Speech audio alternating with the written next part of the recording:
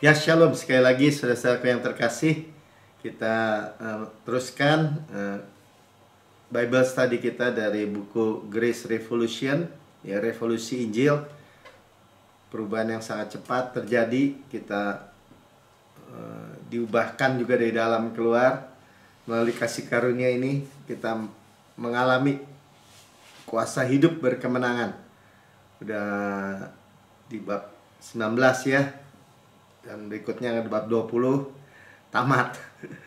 Tapi kita sudah jalani perjalanan ya, luar biasa ya, bahwa di bab 18 kita juga tahu bahwa Tuhan mengangkat gembala-gembala ya untuk mengembalakan umatnya itu tanpa takut ya, bukannya ditakut-takutin gitu ya, tanpa terkejut. Karena apa? Karena benar-benar kita diposisikan di ruang atas ya. Jadi kita nggak terkejut karena kena wabah, bencana, tragedi gitu.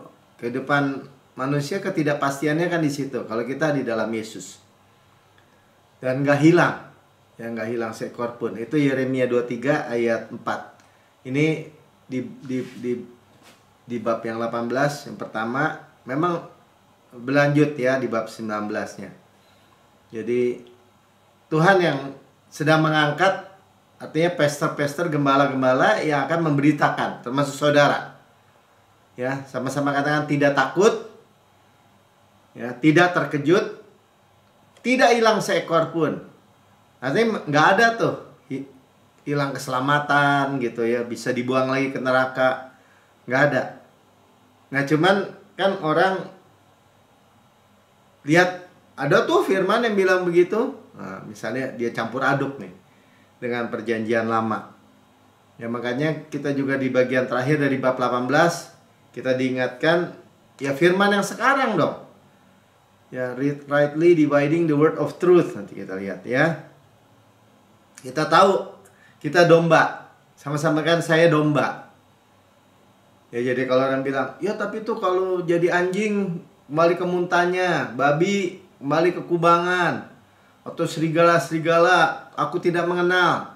Kita nggak mau lagi terima yang kayak gitu. Saya domba, bilang gitu. Sudah ditebus, saya milik Kristus, saya anak. Ya, sekali anak tetap anak. Jadi Injil kasih karunia itu kabar baik.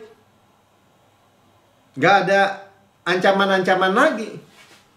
Ya, dipukul, diancam, diintimidasi, masuk neraka loh kalau nggak ini, kalau nggak begini nggak begitu. Ya, orang malah ditakut-takutin, malah hidupnya ternyata tidak juga jadi kudus gitu malahan.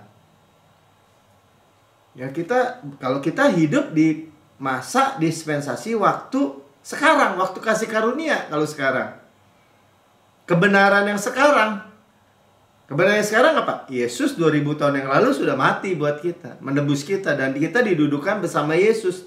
Itu kebenaran sekarang. Nggak ada yang bisa ambil, saudara. Nggak ada yang bisa pisahkan kita dari kasih Tuhan Yesus. Dan itu yang kita dengar, yang kita mau terima, yang kita aminkan, dan yang kita beritakan juga bagi orang-orang sekitar kita. Itu Injil kasih karunia perjanjian baru. Jadi harus jelas.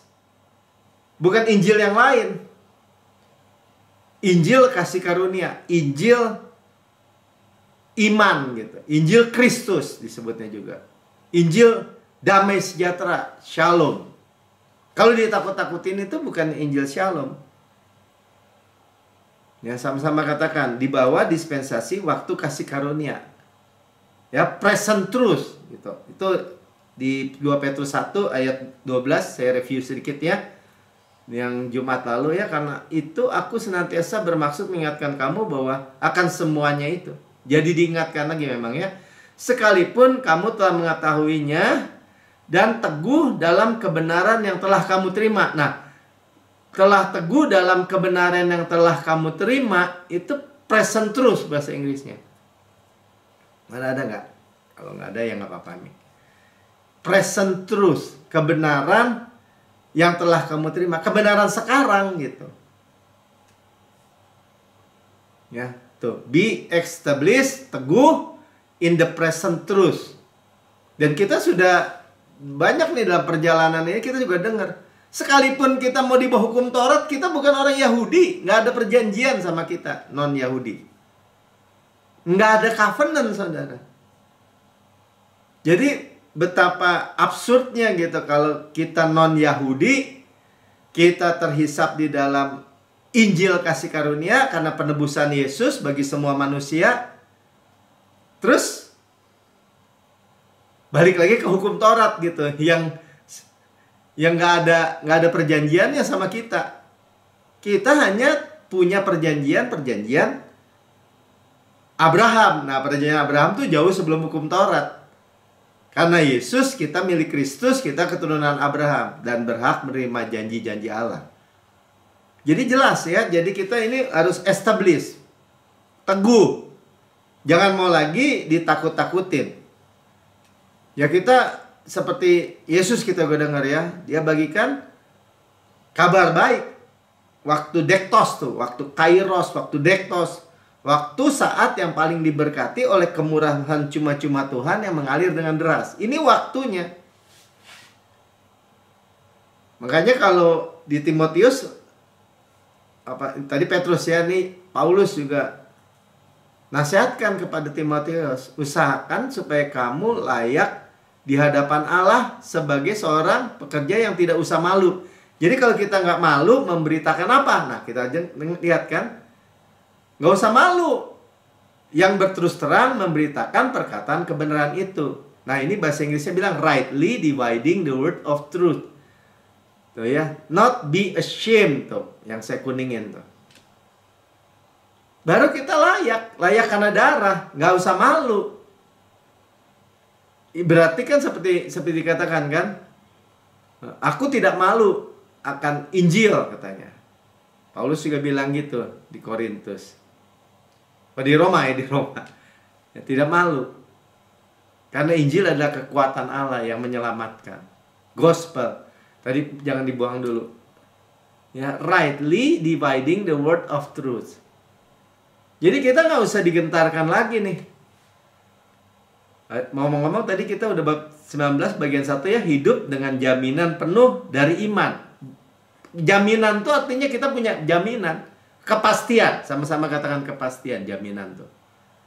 Sudah terjamin hidup kita.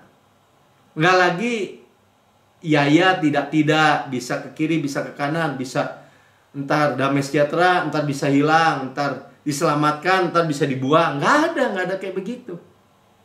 Tapi kita harus ingat, Alkitab buat kita, for kalau bahasa Inggrisnya for ya, bagi kita, itu berguna semua. Karena cerita tentang Yesus dan karyanya yang sempurna. Tapi nggak semua untuk kita, to us, enggak.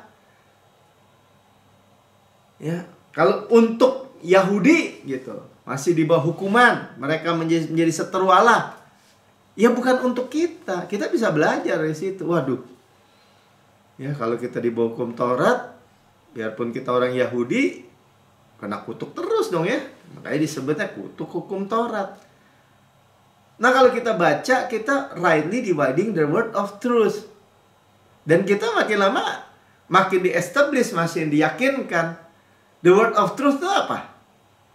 Ya kalau di bawah hukum, yang kita juga nggak termasuk perjanjian, ya di bawah hukum, itu tuntutan. Kalau di bawah kebenaran iman, kebenaran Kristus, kebenaran hadiah, ya supply. Jadi bukannya orang di bawah kasih karunia yang milah-milah, pilih-pilih gitu, yang enak-enak aja. Nggak begitu. Tapi rightly dividing on the word of truth. Konteks, nah tuh ya. Konteks tadi buat kita bisa belajar semua. Makanya kalau orang bilang, kamu buang-buang ya, kamu robek-robek itu Alkitab. Enggak. Kita baca aja. Ya. Amin. Ya, jadi revolusi kasih karunia itu revolusi restorasi, merestorasi kita, mengubah kita dari dalam keluar.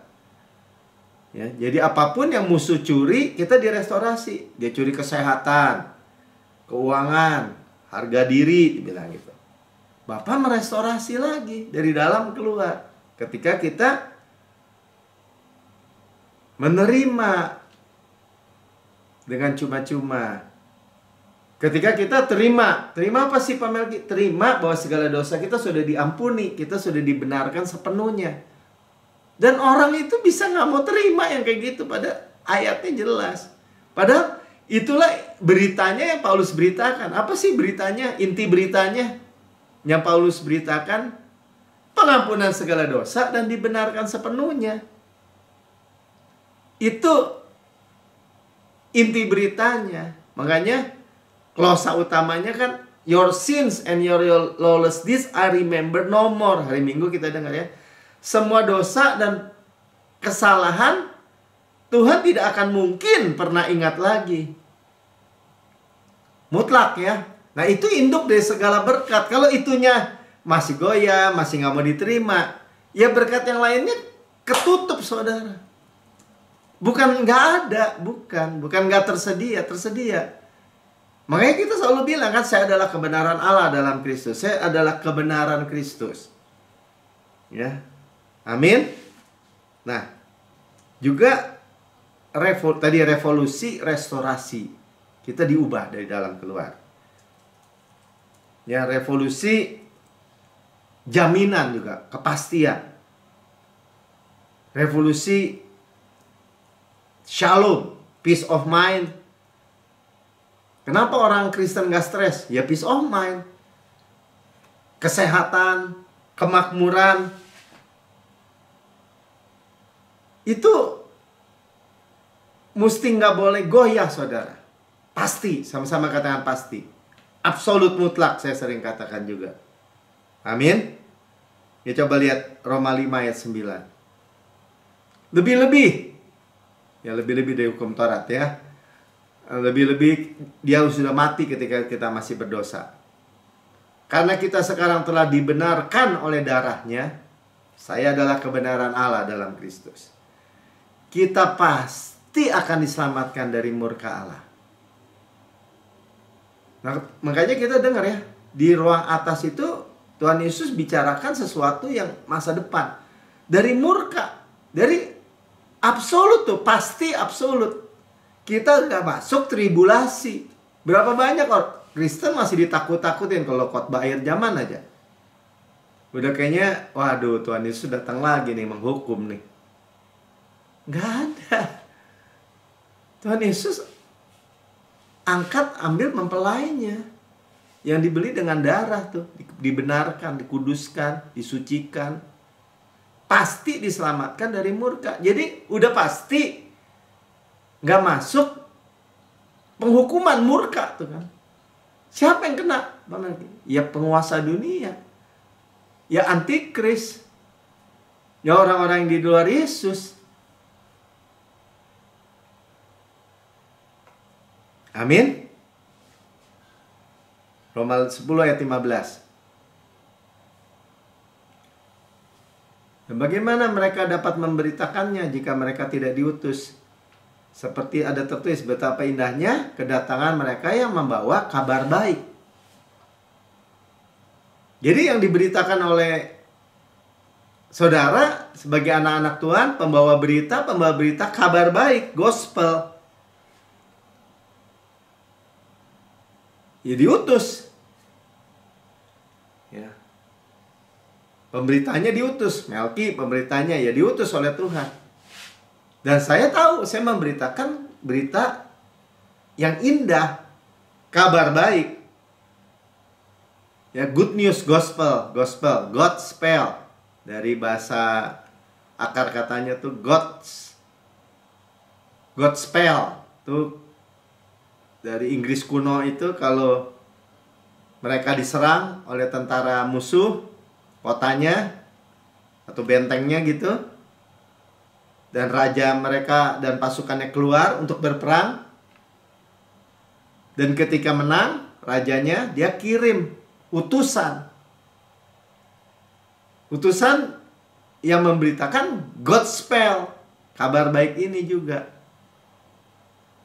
Yang ke kota untuk memberitakan bahwa sudah menang. Itu yang kita dengar, kabar baik, saudara.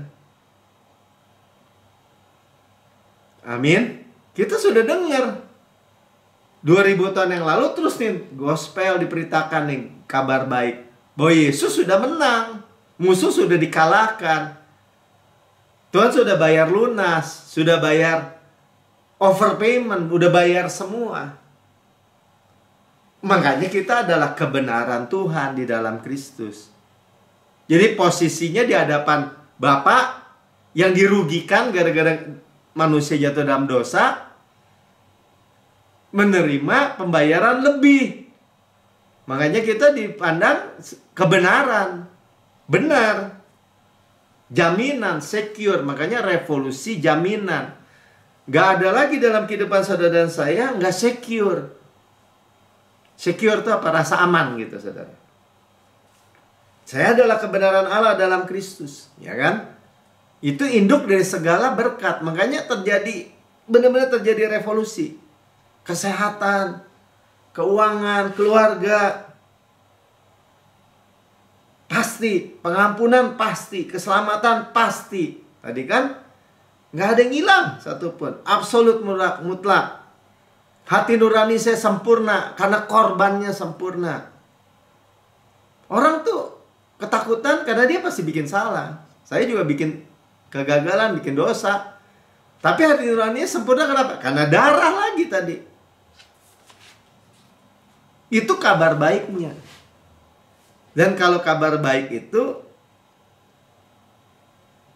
ya jangan diputar balik lagi. Ya karena buku ini bilang kasih, itu kan kasih Allah. Dan ketidakamanan atau tidak secure tadi nggak bisa berjalan berdampingan, saudara. Kamu mengasihi saya nggak? Kalau nggak, saya hukum loh. Ya kalau misalnya suami istri gitu ya, saya ceraiin loh. Jadi dia mengasihi karena ketidakaman gitu. Itu bukan hubungan yang sehat, saudara. Makanya kita tuh juga memiliki kepastian gitu. Nggak bisa hukum Taurat di sisi ekstrim yang satu, tuntutan, terus dicampur gitu dengan kasih karunia, berita Injil, kabar baik, supply, diambil tengahnya gitu. Keseimbangan. Itu perjinahan rohani, saudara. Ada orang yang bilang kerjasama lagi. Nggak benar, saudara. Nggak bisa sehat. Jadi kita tuh kalau mau benar juga karena takut ancaman gitu. Itu bukan kasih. Kita mesti tahu pasti, sama-sama sekali lagi katanya, ya. Kita mesti tahu pasti bahwa Bapak kita itu tidak menghukum kita lagi, tidak murka lagi. Kalau dia masih menghukum kita, berarti tidak adil terhadap Yesus. Itu semua ada reasoningnya. Jadi kalau kita berdiri teguh, tidak lagi penghukuman dalam Kristus. Dan saya dibenarkan sepenuhnya. Segala dosa saya sudah diampuni. Itu induk dari segala berkat, saudara. Kalau itunya masih terus aja bergumul, apa iya apa enggak, nanti dikatain orang, ya kan, ini itu, masih diancam. Nggak bakal damai, saudara. Nggak bakal secure hidupnya. Nah, kita terusin ya. Jadi ancaman, tuntutan itu kontraproduktif. Nggak akan, ya orang yang, saya dengerin juga orang yang bilang kerjasama. Jadi gimana? Ya kamu harus tahu bahwa kamu dosa, kamu salah. Ya itu pakai hukum Taurat. Nah baru ada kasih karunia tersedia. Ya bingung, babel lagi orang Kristen yang kayak begitu, babel lagi. Pasti kecampur lagi. Nila setitik rusak susu sebelanga, selalu saya bilang. Gratis ya gratis. Gak usah pakai diancam-ancam apapun juga. Kalau gratis masih bayar cicilan, tetap aja namanya bayar. Nah saudara, kita memiliki itu udah tuh. Jadi kasih itu nggak pakai tuntutan, udah gitu aja. Kasih itu Bapa yang mengasihi kita. Dia nggak menuntut apa. Pakai syarat ketuntutan berlaku nggak Tuhan? Enggak. Tinggal kamu terima aja. Percaya dengan mulut, mengaku dengan mulut, percaya dengan hati Tuhan Yesus. Terima aja kasih Tuhan. Terus menerus saja terima. 1 Yohanes 5 ayat 11-13. Dan ini kekal saudara. Dan inilah kesaksian itu. Allah telah mengaruniakan hidup yang kekal kepada kita. Udah jelas kekal, dibikin gak kekal lagi. Sering kan kita dengar. Kalau di gereja diancam-ancam lagi, namanya gak kekal lagi. Jangan bilang kekal kalau gitu. Bener yang dia ngomong. Bisa hilang keselamatan. Nanti Tuhan kasih celaka. Nanti dihukum Tuhan. Ya dibawa penghukuman lagi. Apa gunanya Yesus mati di kayu salib dari awal?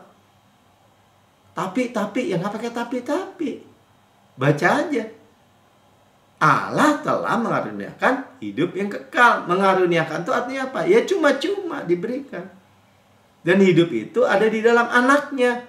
Hanya satu-satunya jalan, Yesus. Akulah jalan dan kebenaran dan hidup. Tidak ada seorang pun datang kepada Bapa kecuali melalui aku, Yesus. Di kolong langit ini tidak ada nama lain yang olehnya kita dapat diselamatkan. Sekarang kita udah terima. Ya ada hidup dalam diri kita. 12. Barang siapa yang memiliki anak, ia memiliki hidup. Orang dibilang gitu nggak percaya. Nggak bisa dong, mana ada orang hidup terus, mati. Ada hidup. Buktinya, bukan soal buktinya. Kita hidup sampai kenyang. Long life dengan kenyang. Maunya berapa ya terserah. Tapi kalau orang nggak memiliki anak, ia tidak memiliki hidup. Kalau saudara memiliki Yesus, anak, saudara memiliki hidup. Itu kebenarannya. Bisa mati? Nggak ada yang bisa matiin kita. Yesus nggak bisa. Yesus aja bilang gitu, Bapak aja bilang, with long life I will satisfy you. Dengan panjang umur ku kenyangkan engkau. Bahkan kita udah sering belajar ya, dimudahkan lagi. Mulut kita dipuaskan dengan kebaikan. 13. Semuanya itu kutuliskan kepada kamu, supaya kamu yang percaya kepada nama anak Allah, Yesus, ya, percaya kepada Yesus, tahu bahwa kamu memiliki hidup yang kekal. Seringkali kan gue bilang, Yesus, tujuan Yesus datangnya supaya kamu beroleh hidup dan memperolehnya dengan segala kelimpahan. Hidup kekal, Zoe itu. Nah, itu yang kita harus dengar terus dan resap gitu dalam kehidupan kita. Ya, kita memiliki hidup Zoe dengan keyakinan iman yang teguh.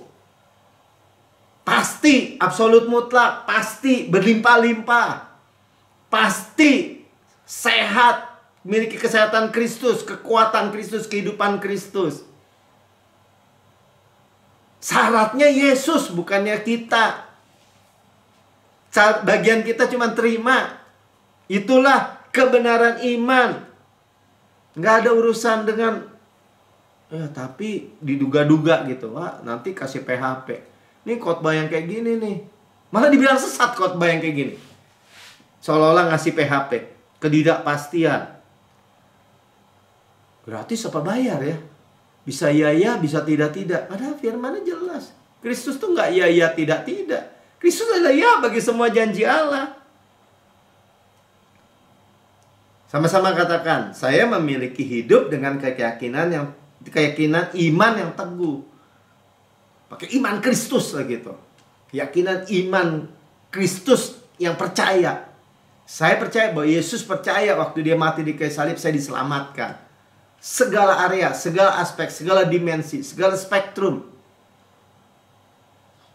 Itu namanya berdiri teguh. Nah, ya, di praktisnya dari buku ini, bagian A ini kita disebut ada 3 W, 3 will. Willnya Bapa, willnya Yesus, willnya Roh Kudus. Semua memiliki Ya pokoknya gini, kerjasama untuk memberikan kita iman yang teguh. Bapa, Anak, Roh Kudus nggak bertentangan, dan gitu aja.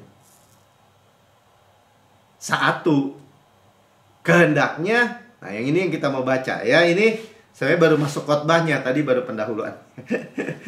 Ya cepet aja ya. Ibrani 10 ayat 22. Kita mulai nih. Ini Ibrani ini ngomong-ngomong kan bicara tentang orang Paulus menulis surat kepada orang Yahudi kan, Ibrani namanya juga. Nah, itu dibandingkan tuh Yesus sebagai imam dengan imam kalau di bawah hukum Taurat gitu. Nah, langsung dua-dua dulu. Karena itu marilah kita menghadap Allah dengan hati yang tulus ikhlas dan keyakinan iman yang teguh tuh. Sama-sama katakan, keyakinan iman yang teguh. Ini intinya kenapa? Ada aja yang mau goyangin gitu. Hati yang tulus ikhlas, hati nurani yang nggak diancam, nggak dituduh. Hati nurani saya sempurna, makanya dibilang karena korbannya sempurna. Oleh karena hati kita tuh telah dibersihkan dari hati nurani yang jahat. Apa itu Pak Melki, hati nurani yang jahat? Hati yang masih menuduh.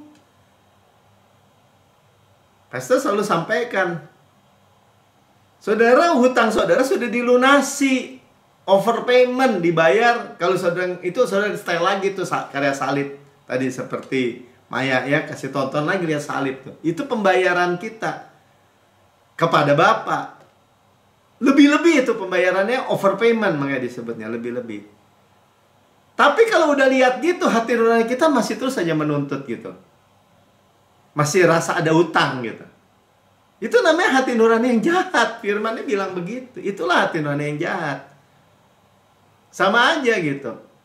Kalau saya punya utang nih 1M, Pak Budi teman saya, kaya raya dia, punya triliunan uangnya. Terus dia tanya, Pak Melki utang berapa? 1M tuh di bank. Takut tuh hidupnya. Jadi kejar-kejar debt collector. Ya kan? Itu iblis kayak debt collector kan. Padahal bukan utang sama dia itu. Oh ya udah ke bank. Tanya sama supirnya. Bayar. Berapa bang? Pak Melki utang 1M. Nih. 100M nih. Wah, kelebihan Pak Budi. Udah. Kamu buat charity nih. Buat terserah lah. Pokoknya saya udah bayar. Berarti bayar lebih kan? Nah, terus dia mau ke luar negeri. Dia bilang sama supirnya, Pak supir kasih tahu Pak Melki, utangnya yang 1M tuh yang dia nggak bisa bayar udah dilunasin. Ya, Pak supir sambil nyetir nggak konsen kali. Pembawa kabar baik, beritanya nggak jelas. Misalnya dia ke rumah saya, terus dia bilang, Pak Melki tadi Pak Budi ke bank tuh, tapi saya kurang paham juga. Pak Melki punya utang ya? Iya, nggak tahu apa dia udah bayar sebagian kali. Pak Melki mungkin sebagian harus bayar juga tuh. Saya tetap punya utang nggak? Sebenarnya enggak gitu. Tapi karena beritanya nggak jelas, hati nuraninya tuh masih punya utang. Tetap nggak tenang gitu, karena nggak bisa bayar kan. Ya tetap takut. Kalau jalan lihat-lihat ada debt collector nggak.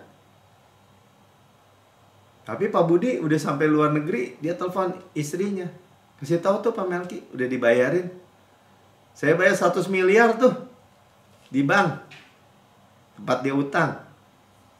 Ketika beritanya benar, istrinya Pak Budi mungkin telepon saya bilang, Melki jam 12 malam bisa telepon saya, bangun gitu. Ini ya, Pak Melki punya utang 1M. Iya, udah dibayar 100M tuh sama Pak Budi itu. Itu kabar baik, saudara. Buat saya kabar baik. Saya, waduh, bisa hore gitu kan mestinya. Ya, makasih. Ya pasti gitu kan. Pagi-pagi saya ke bank. Hei, kaya lu gara-gara gua. Saya nggak punya lagi hati nurani yang hutang. Itu yang maksud saya. Ngerti nggak? Amin. Ya makanya tadi terusin ayatnya di itu. Ayatnya coba buka lagi. Ya, makanya tuh hati nuraninya sudah dibersihkan dari hati nurani yang jahat. Jadi kalau saudara, soalnya ada sebaliknya sih. Ada orang Kristen bilang Roh Kudus saja tuh kerjanya mendakwa kita katanya. Jadi hidupnya mesti was-was terus baru kudus gitu. Salah besar saudara. Dan tubuh kita telah dibasuh dengan air yang murni, yaitu firman kan, air. Kita tetap jalan di bumi, kena debu-debu, bisa gagal, bisa jatuh. Dibersihin lagi sama firman seperti ini. Jadi hidup kita enteng terus dong Pak. Ya iya mestinya. Nggak ketakutan dong, enggak. Ya saya ingat lah. Dulu waktu Mika kuliah kan, yang saya sering cerita juga, ditanya sama rektornya. Saya ceritain kan tentang kasih karunia, karena rektornya orang Kristen, orang ITB juga. Terus dia bilang, waduh, di belakang saya ada ribuan mahasiswa nih Pak Melki, katanya. Saya sih paham, katanya, mengerti, dia bilang. Tapi apa implikasinya nih? Ya saya ngerti, dia bayangin kalau dia beritakan kabar baik, dia pikir secara otomatis, manusia pikir, wah enak nih pada liar nih nanti, pada bikin dosa nih. Ya, dia bilang gimana implikasinya? Ya saya bilang gini aja. Ya saya nggak usah jauh-jauh Pak. Saya jawab juga. Gimana ya jawabnya? Ya balik lagi, muter lagi beritanya. Dia bilang ini Mika nih. Mika, sekali selamat tetap selamat, sekali anak tetap anak. Semua dosa kamu sudah diampuni. Masa lalu, masa kini, masa depan, selama-lamanya. Kamu adalah kebenaran Allah di dalam Kristus. Lah Pak, kita lihat aja dia jadi kayak gimana. Ya dia kuliah. Nggak pernah tuh dia bilang ini, Pi kan kasih karunia api, aku males kuliah. Aku nggak mau pergi. Aku nggak mau begini, nggak pernah. Dia duduk paling depan, dia dengerin pelajaran. Rajin, nilainya bagus, cum laude, masuk apa tuh Hall of Fame tiap semester, 3,9 IPK-nya. Terus saya bingung kan? Bukan bingung, saya nanya, Tuhan kenapa ya orang gitu ya? Ya karena dia secure. Ternyata orang secure itu maksimal. Ada sih temennya dia bilang gini, ya pinter juga, cuman dia diancam sama bapaknya. Kalau kamu jelek nilainya, kalau di bawah A aja, B aja, digebukin. Ya, tapi ya dosen-dosen bilang ya dia minta, mohon-mohon. Emang sih anaknya pinter, tapi stresnya kayak apa gitu, ketakutan, nggak secure saudara. Ibrani 10 ayat 1.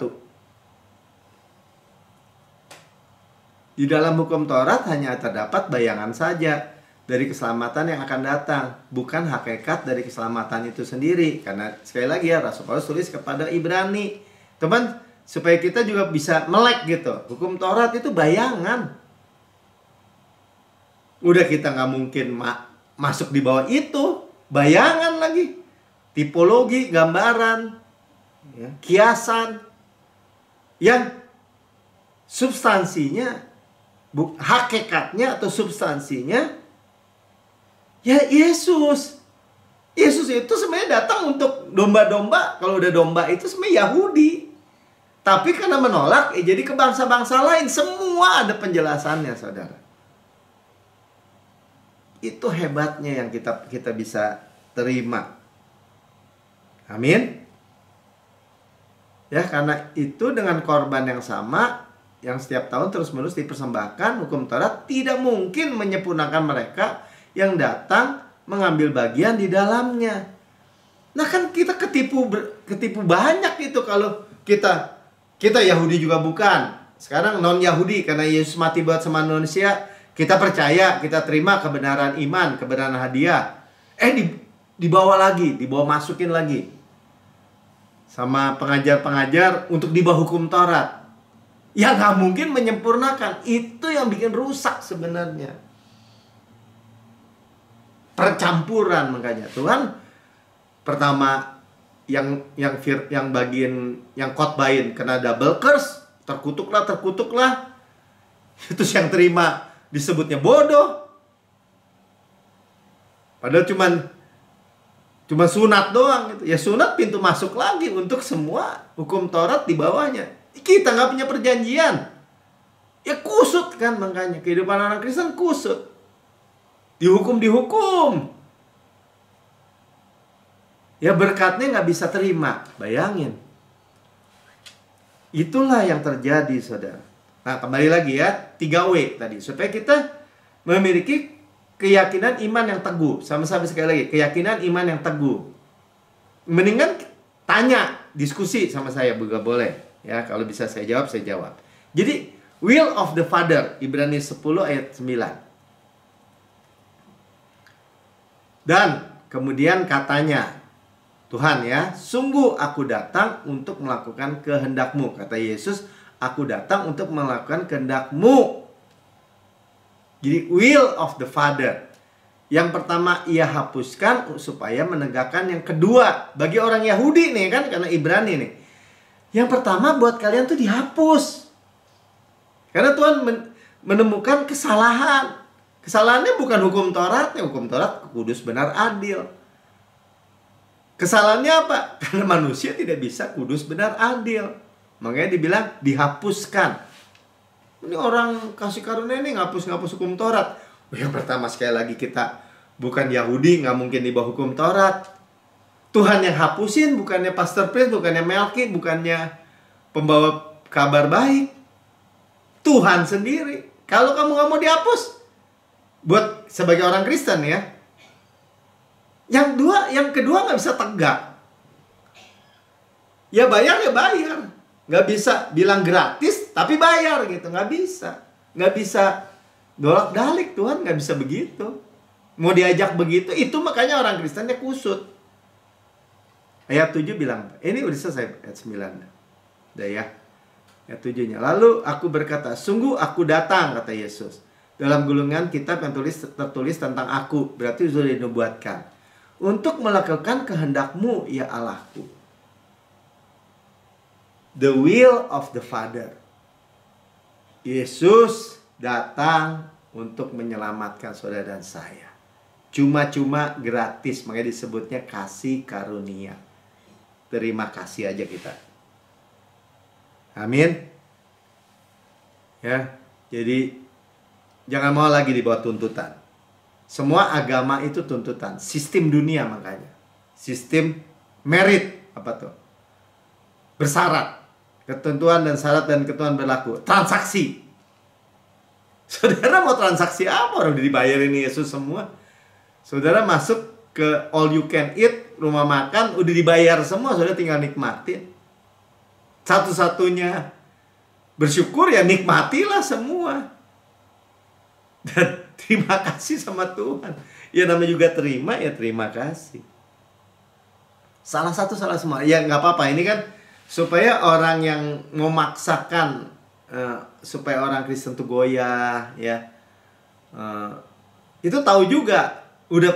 Kalau udah bilang kamu nggak bisa, nggak ada perjanjian kamu dengan hukum Taurat. Musa siapa? Bukan buat kamu. Kalau kamu Yahudi ya baru. Tapi tetapnya dikasih tahu juga Yakobus 2 ayat 10. Sebab barang siapa menuruti seluruh hukum itu, ya, sebagai Yahudi ya, tapi mengabaikan satu bagian daripadanya, ia bersalah kepada seluruhnya. Saya nggak berzina, tapi mencuri, ya berzina juga. Salah semua, bersalah terhadap seluruhnya. Itu saudara, itu jadi nggak bisa pilih-pilih. Ya, kesatuan komposit disebutnya. Bahkan orang Kristen mau jelasin, ya nggak bisa Pak Melki. Ya ada hukum moral atau hukum seremonial. Ya mungkin bukan mungkin dibilang. Hukum seremonialnya ya Tuhan udah batalkan. Itu yang Tuhan batalkan. Hukum moralnya tidak. Kita bikin hukum Kristus. Jangan takut, kita bukannya jadi amoral gitu atau jadi kacau. Kita dikasih Roh Kudus, tapi tidak di bawah hukum Taurat. Itulah kalau mau di bawah Roh Kudus ya di bawah hukum kasih karunia, dispensasi waktu kasih karunia. Contoh Bilangan 5 ayat 2.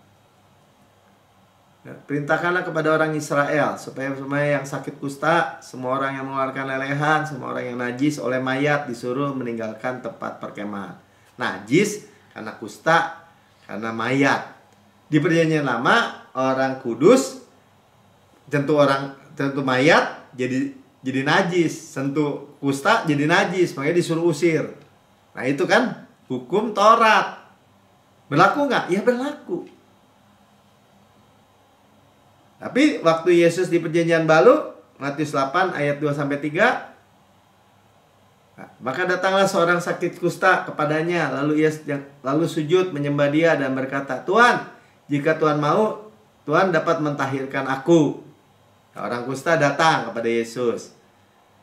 Ayat 3, lalu Yesus mengulurkan tangannya menjamah orang itu.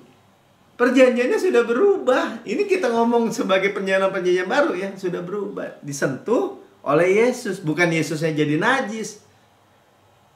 Dan berkata, aku mau, jadilah engkau tahir. Dia yang jadi tahir, jadi kudus. Seketika itu juga tahirlah orang itu dari kustanya, dari kenajisannya. Seketika. Apalagi saudara sekarang, Yesus tinggal di dalam diri kita. Kita di dalam Yesus. Sama waktu Yesus perempuan perdarahan, tadi lelehan, tadi kan ya di Bilangan 5 tadi ada ya. Markus 5, 28-29. Sebab katanya asal kujamah saja jubahnya aku akan sembuh. Ini orang 12 tahun perdarahan ya, perempuan. Seketika itu juga berhentilah pendarahannya. Lalu ia merasa bahwa badannya sudah sembuh dari penyakitnya. Karena mengalir kuasa dari Yesus. Bukannya mengalir kesajisan dari si perempuan yang pendarahan itu. Sudah lihat perubahannya sudah terjadi. Dan ini ya sekali lagi ya, kita belajar ini tuh bagi kita bisa belajar. Sehingga kita memiliki keyakinan iman yang teguh tadi. Amin. Terus dengar yang kayak gini, makin kuat kita, akarnya makin kuat. Markus 5, 41, 42. Kan Yesus juga lagi sedang menuju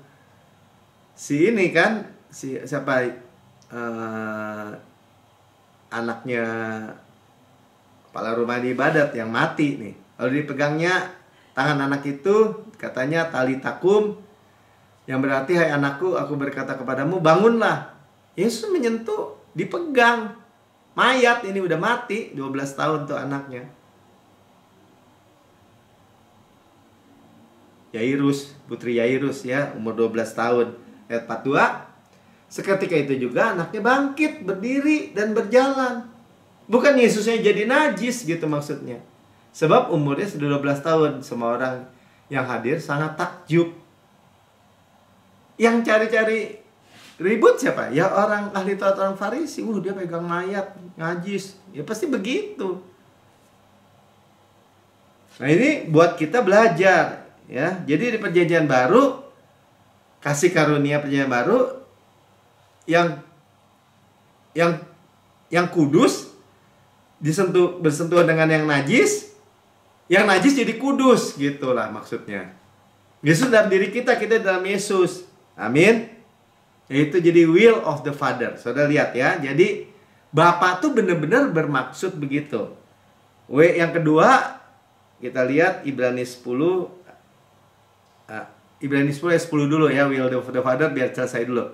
Karena kehendaknya inilah, jadi will of the Father, yang kehendaknya inilah, kita telah dikuduskan satu kali untuk selama-lamanya. Once and for all. Satu kali untuk selama-lamanya. Bukan satu kali sampai dosa berikutnya. Enggak, saudara. Dikuduskan selama-lamanya gitu. Ya, dan bukan menguduskan diri loh, tulisnya. Jadi sama-sama katakan, saya dikuduskan. Ya, oleh persembahan tubuh Kristus itu korban Yesus, oleh darah Yesus. Satu kali 2000 tahun yang lalu, efeknya selama-lamanya, continue, berkelanjutan. Jadi kata-kata itu saudara jangan menolaknya. Oleh persembahan tubuh Yesus Kristus, bukan oleh persembahan tubuh Melki atau Pak Budi atau Pak Lazarus atau siapapun, bukan. Itu masuk ke dalam will yang kedua, willnya Yesus kan, ayat 11-nya bilang apa? Selanjutnya setiap imam melakukan tiap-tiap hari pelayanannya berulang-ulang mempersembahkan korban yang sama, korban binatang. Kaki 4, ya, yang sama sekali tidak dapat menghapus dosa. Tuh. Diulang lagi ya, tidak dapat menghapus dosa. Korban binatang tidak dapat. Hanya bayangan tadi. Atau seperti kartu kredit bayar. Tuh, katanya ini bayar pakai kartu kredit. Belum bayar itu saudara. Tagihannya nanti datang, baru dilunasin, baru terbayar.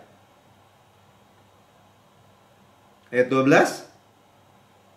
Tetapi Yesus telah mempersembahkan hanya satu korban saja karena dosa. Satu kali. Jadi nggak ada urusannya sama saudara kejar-kejar dosa, minta ampun dosa, supaya diampuni.